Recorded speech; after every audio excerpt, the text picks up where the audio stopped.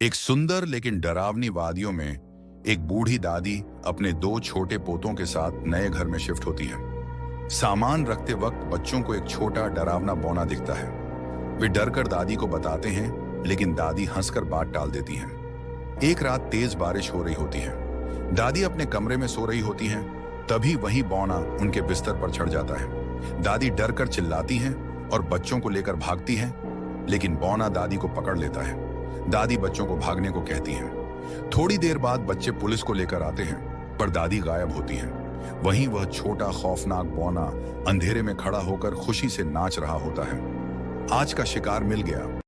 एक पुरानी सुनसान हवेली थी जहां एक डरावनी नन रहती थी।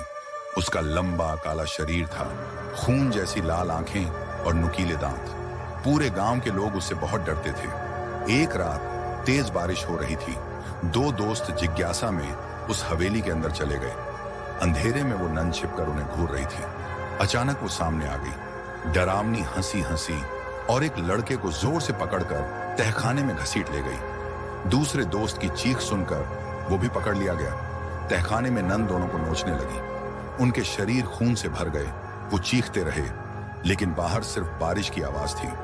थोड़ी देर बाद गांव के कई लोग मशालें लेकर हवेली में घुस आए। जैसे ही नन ने उन्हें देखा, वो डरकर पीछे हटने लगी। लोगों ने दोनों लड़कों को बचाया और नन को बाहर लाकर जिंदा जला दिया।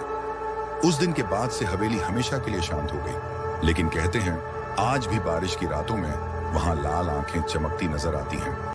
एक गांव में एक पुराना स्कूल था जहां बच्चे रोज पढ़ने आते थे। स्कूल के पीछे एक काला डरावना कुआं था जिसमें छोटे छोटे मगर बेहद खतरनाक मिनिएचर्स रहते थे। दिन कुछ शरारती बच्चों ने स्कूल के बाद उस कुएं में पत्थर फेंके और वहां से चले गए। कुछ वक्त बाद वो रंग बिरंगे डरावने चेहरों वाले मिनिएचर्स के साथ खेलते हुए कुएं से बाहर हो गए, निकले और स्कूल में दाखिल हो गए। जब बच्चे क्लास में पढ़ रहे थे, वो मिनिएचर्स मेजों के नीचे से निकलकर मासूमियत से बच्चों को गौरने लगे। बच्चे उन्हें देखकर खुश हुए और टीचर को बताया, मगर टीचर ने हंसकर बात टाल दी। थोड़ी देर बाद वो मिनिएचर्स बच्चों को इशारों से कुएं के पास बुलाने लगे। बच्चे उनके पीछे पीछे चल दिए। जैसे ही सब कुएं पर पहुंचे, मिनिएचर्स ने एक एक करके सब बच्चों को कुएं में धक्का दे दिया। डरावनी हंसी के साथ वो वापस कुएं में चले गए। इसके बाद स्कूल हमेशा के लिए बंद कर दिया गया।